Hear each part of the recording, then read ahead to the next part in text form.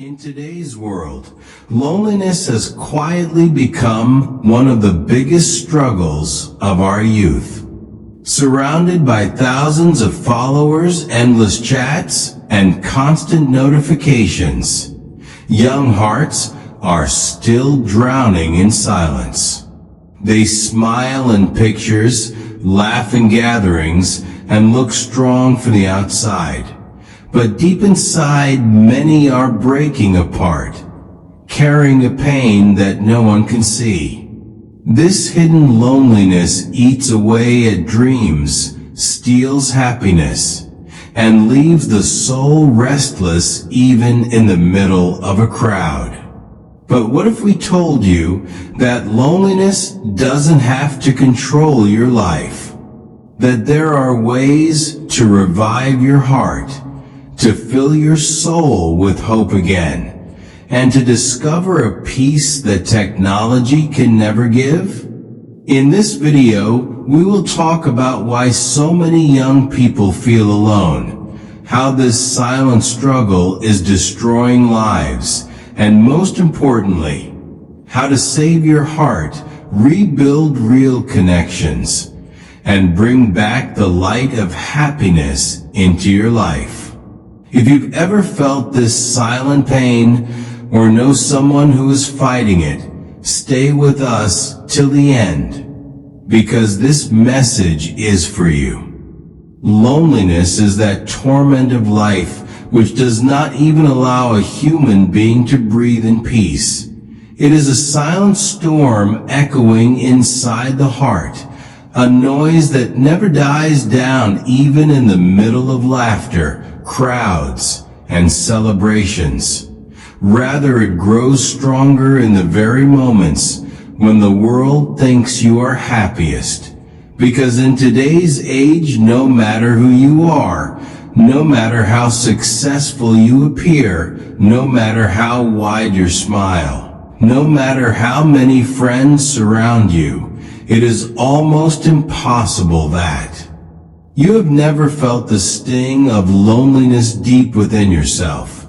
For this is the age where connections are countless, where screens are full of faces, where social media lists are endless. But the rarest thing is the presence of a true soul who understands, a warm hand to hold, a voice that soothes, or a heart that accepts without judgment.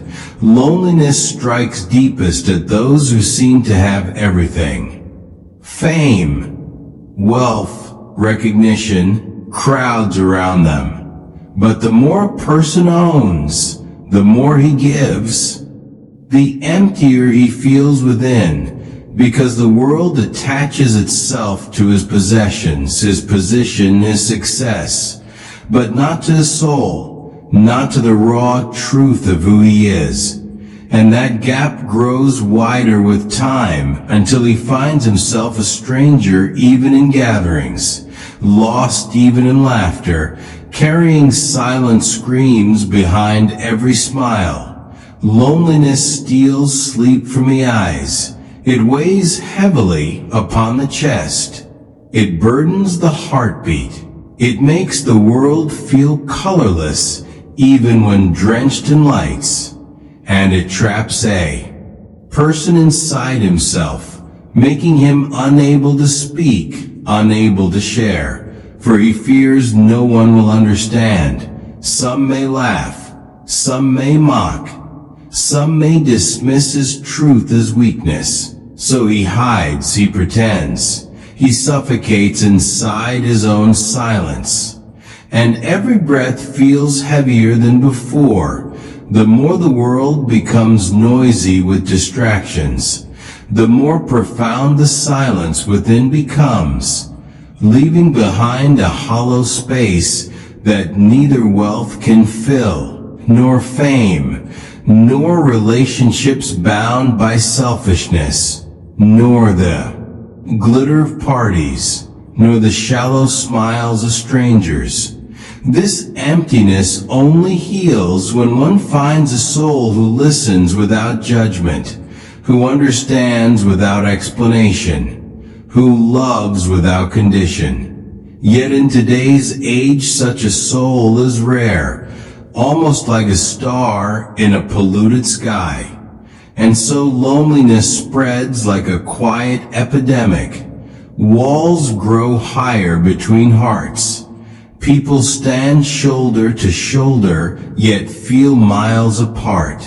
And every human fights an invisible war inside, pretending strength outside, but breaking silently within. Loneliness is a reality, a storm with no sound, a pain with no language. And the more we try to escape it, the closer it comes to embrace us, reminding us that our age, though more connected than ever, is perhaps the loneliest age of all. The challenge of this digital age, then, is not how to connect more, but how to connect better. It is not about building longer lists, but deeper bonds. Not about creating more content, but more compassion. Not about being visible everywhere, but being truly present somewhere. When we dare to be authentic in a world obsessed with appearance, when we dare to ask someone not only what they are doing, but how they are feeling, when we dare to share not only our smiles, but also our struggles, then we slowly begin to dissolve the loneliness of this era. Technology then becomes not a wall, but a window, not a mask, but a mirror, not a weight, but a wing that carries us toward true companionship. And so, the story of loneliness in the digital age is not only a story of despair, but also of possibility. For even within this age of illusions, the human heart still beats with the same desires it always has. To be seen, to be valued, to be loved. If we listen to that heartbeat, if we honor its need for intimacy, if we resist the shallow waves of distraction and dive deeper into meaningful waters, then the loneliness that once defined our nights will begin to fade, replaced by the gentle light of connection, of community, of compassion. For in the end, humanity is not sustained by pixels, but by presence, not by likes, but by love, not by data, but by devotion. To remember this is to reclaim our humanity in a world that often forgets it. To heal the loneliness of the digital age, not by escaping the age, but by transforming it with sincerity, authenticity, and love. Loneliness in the digital age is not the silence of empty rooms, nor the absence of human presence. It is something more subtle, more invisible, more deeply rooted in the spirit of this generation. It is the quiet ache that exists behind glowing screens, endless notifications, crowded group chats, and constant scrolling. It is the paradox of being surrounded by countless connections, yet unable to feel truly connected. The strange emptiness of receiving hundreds of likes, but longing for a single look of understanding. The hollowness of reading endless messages, but still craving the warmth of a voice that says your pain matters, your joy matters, you matter. This loneliness is woven into our days like an invisible thread, disguised by laughter and memes, hidden under curated selfies, masked by endless updates. And yet, when the night grows still and the screens dim down, the heart whispers what technology cannot silence. I am still unseen. I am still unheard. I am still alone. This loneliness did not arrive suddenly.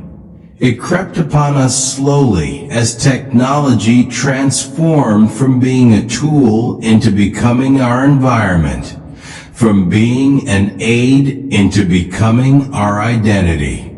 In the past, solitude had a different taste. It was filled with the sound of nature, with the rhythm of prayers, with the conversations of family, with the gentle awareness of community. To be alone did not always mean to be lonely, because there were bonds of faith, bonds of neighborhood, bonds of shared living that wrapped people together in quiet strength. But in today's digital world, solitude has been replaced with a noisy kind of silence. The silence that exists when one is surrounded by virtual presences, but no real touch. The silence that comes when one is endlessly entertained but rarely understood. The silence that grows heavy because the soul is longing not for information but for intimacy, not for updates but for empathy, not for connection but for communion. And in that absence lies the essence of modern loneliness. The strange irony is that never before has humanity been so connected across distances, yet never before has it felt so fragmented within hearts. We can cross oceans with a message, but cannot cross the small distance between two souls at the same dinner table. We can share pictures of our happiest moments to thousands, but cannot share our deepest fears with even one trusted friend. We can broadcast our smiles in pixels, but we cannot find shoulders to rest our tears upon. We post stories that vanish in 24 hours, but our real stories remain untold for years. We celebrate the number of followers, but cannot count the number of people who would sit beside us when our world collapses. In this irony, we begin to understand that connection is not the same as closeness. Attention is not the same as affection. Visibility is not the same as intimacy.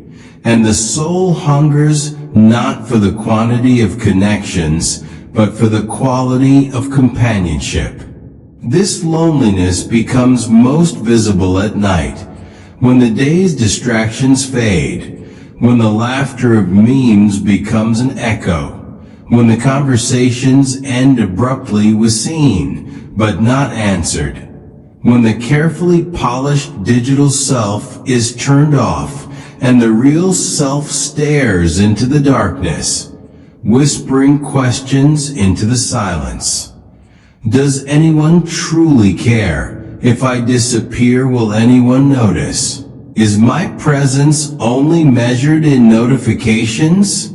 These questions pierce deeper because our days are filled with constant performance, with showing instead of being, with displaying instead of feeling, with performing happiness instead of confessing pain. And so the loneliness of this age is not just the loneliness of being alone. It is the loneliness of being misunderstood, of being forced to hide the fragile truth beneath filters, of being surrounded by people who look but do not see, who hear but do not listen, who respond but do not understand.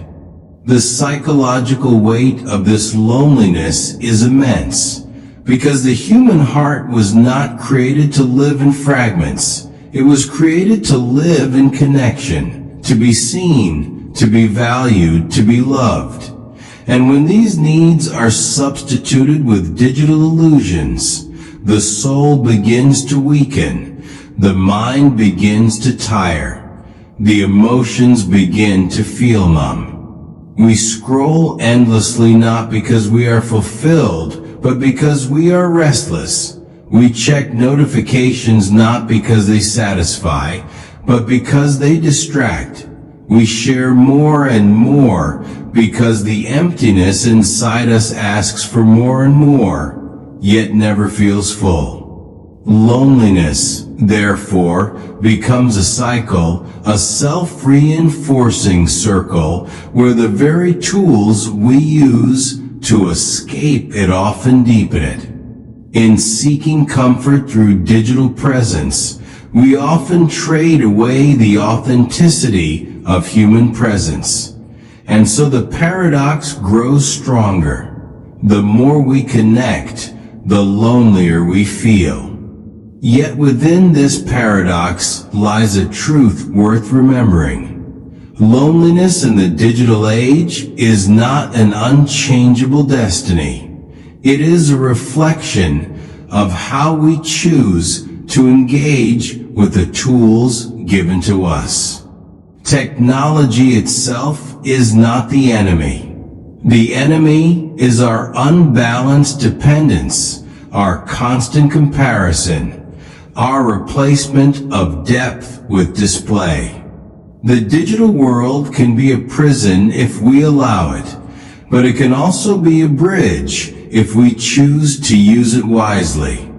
The same devices that make us feel unseen can also carry words of genuine care. The same platforms that magnify comparison can also spread compassion. The same screens that isolate us can also connect us to those who truly understand. It requires courage, however, to shift from shallow engagement to meaningful interaction, from endless distraction to mindful connection, from seeking attention to offering empathy, from being everywhere online to being truly present with even one person offline. Healing this loneliness begins not by deleting technology, but by redefining our relationship with it, by remembering that followers are not friends, that likes are not love, that views are not value, that digital applause is not human affection.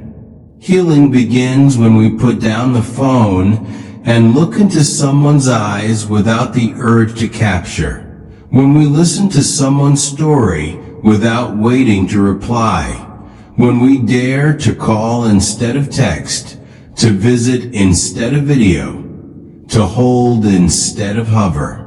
Healing begins when we allow silence to exist without filling it with scrolling, when we allow our souls to rest in stillness without comparing, when we choose presence over performance, depth over display, reality over illusion. Loneliness is that silent pain of our age which suffocates the soul, making even the act of breathing feel heavy. And no matter how much happiness a person seems to have on the outside, it is almost impossible to escape moments where the heart feels empty and abandoned. Yet, the way to overcome loneliness lies not in running away from it, but in learning how to fill the heart with meaning, connection, and inner strength. The first and deepest cure begins with turning inward and building a strong relationship with oneself and with God. Because when the soul is nourished with prayer, reflection, and gratitude, the storms outside lose their power to drown us. A heart connected to its Creator finds a secret companionship that no crowd can offer. And this spiritual anchor makes loneliness far less destructive. The second way is to carefully choose the people we surround ourselves with. Not every face that smiles at us brings peace. Not every companion is real. True hearts are rare, but they are priceless. The ones who understand our silence, who can feel our pain without words, who stand by us when the world walks away. These are the people who keep our inner gardens alive, who water the soul with loyalty, love, and sincerity. The third path is to give rather than only wait to receive. When we help someone in need, ease another's burden, or bring a smile to a stranger's face, we unknowingly heal parts of our own emptiness. In giving, the heart receives. In lighting another's darkness, our own shadows fade. The fourth key is not to blame ourselves for feeling lonely, because loneliness is part of being human. Everyone at some point tastes it. The difference lies in how we use it. Some people let it destroy them, while others transform it into a journey of self-discovery, creativity, and strength. To defeat loneliness, we do not need large crowds, constant notifications, or endless noise. We only need a few souls who are truly genuine. And if those are missing, we must become that genuine soul ourselves by keeping our hearts filled with faith, compassion, and love. People who are not empty inside are the ones who have learned to make their hearts a home. They do not let bitterness build walls. They let kindness build bridges. They share their happiness. They carry the pain of others. And because they give life to hearts around them, their own hearts remain alive. In truth, loneliness can never be erased from the world, but it can be softened, healed, and even transformed into wisdom. The real question is not how can I avoid being lonely, but how can I make my heart so full that loneliness has no room to grow.